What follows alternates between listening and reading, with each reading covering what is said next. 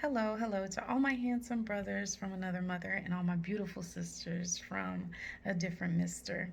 It's your girl Jazz, the adoptee, and you, the adoptee, as well. Thank you for spending a few minutes with me and happy whatever day it is to you or whatever time it is to you. I hope things have been going well for you, my fellow adoptees. Um, it's been a minute, but I wanted to talk about self sabotaging and what goes hand in hand with it. Are you maybe a self sabotager? Are things going well for you in a capacity and you're like, oh, nah, I'm just not good enough for things to be going this well? So then you do something stupid just to ruin it because you like, that was a little too, I'm not used to being in a good place. So you self sabotage. What's similar? Am I hitting on something? I'll tell you what, the reasons because of behaviors like that do have to do with trauma. I've got 5 reasons. I took them on my little notes, and these are not all of them, just 5 that I think are common. So low self-esteem, inability to coping with problems, and that's your solution to self-sabotage if you've got issues that you just don't know how to deal with positively.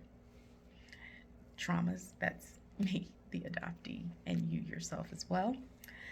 Negative self talk, relative negative emotions. And these things you want to be careful with because they can lead to self neglect. Maybe you're a perfectionist, a procrastinator, impatient, distrust, resistance to change. All of those things hide within low self esteem. But I do want to hit on the perfectionism and the procrastination. So here we go. Perfectionism, that is the perfect way for you to nitpick at yourself and not give yourself the grace that you deserve. Don't be so hard on yourself. Maybe you didn't get it perfect, but we're not perfect. It's impossible to be perfect. Even if you're born 100% healthy with no issues, you are still a sinner. So do your best. Give yourself as much grace as you can because you do deserve that. Haven't you had it hard enough, my love? There's a list on here that says resistance to change, but I think everybody's resistant to change. I really do believe that. Procrastination.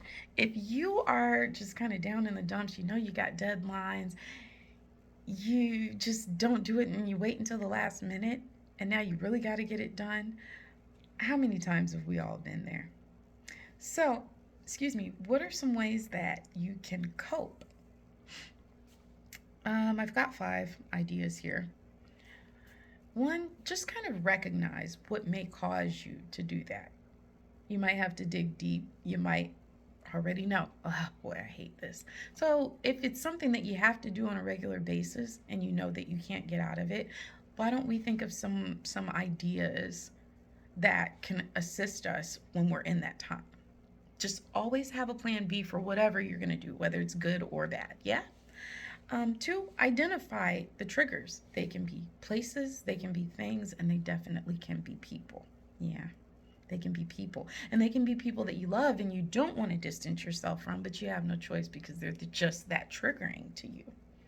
And it's not a safe space. So if it's not a safe space, then it's not safe for you to be around, and you're always going to be under that cloud, and you're never going to be able to give up the negative things that you do if you consistently are with that same negative path.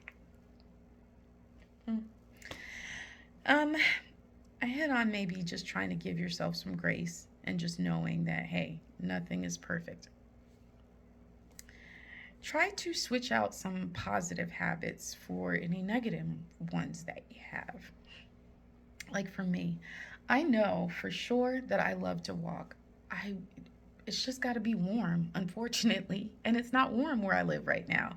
And it's hard. So my trade off is opening, my curtains and doing a little bit of walking. I can't walk on my treadmill. I absolutely hate it. So if I can just at least open my curtains, get enough of good sunlight and just sit by the window and read a book, then I can say, hey, I will trade this off body and I will be good to you by giving you 50 push-ups, 50 crunchers, and for about a week until we can work something out. But compromise with yourself.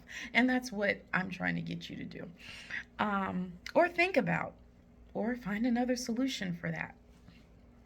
I was thinking, it's been popping up in my head a lot. Sometimes I used to think that other people had the advantage because they weren't adopted. But then I look around and I'm like, we got all these world leaders that are so corrupted. And to my knowledge, a good portion of them you don't hear about being adopted. They were with their biological family, so what's their issues? So I thought that, and it made me feel better because I'm like, boy, we're really all just going through it, and then you get the wrong person in power, and boy, do you have a real big problem. You can't say, oh, well, I'm adopted and that's why they do it, so I don't know. But my point in saying that to you, my brother, my sister, is everybody's going through it. We just had a head start on going through it, so we should be able to really try to go through it and get some reprieve. It's okay, my dears. You're okay. You're just fine, and you deserve happy. So I pray you and I wish you all the happy, and I wish you the energy to work and get it. Have a great, great week until I see you again.